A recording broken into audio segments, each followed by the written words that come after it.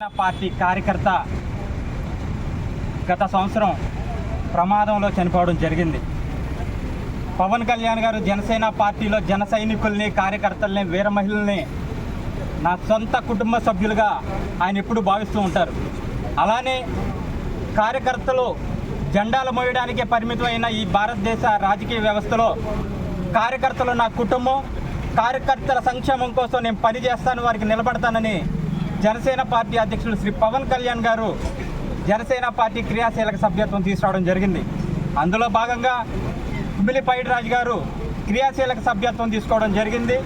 ప్రమాదం జరిగిన వెంటనే పార్టీ పెద్దలు వారికి అండగా నిలబడి ఈరోజు 7వ డివిజన్కి విచ్చేసి 5 లక్షల రూపాయల చెక్కుని మన జనసేన పార్టీ జిల్లా అధ్యక్షులు శ్రీ సామినేని ఉదయ్ భాను గారి చేతుల మీదుగా ఆ కుటుంబానికి అందజేయడం జరిగింది.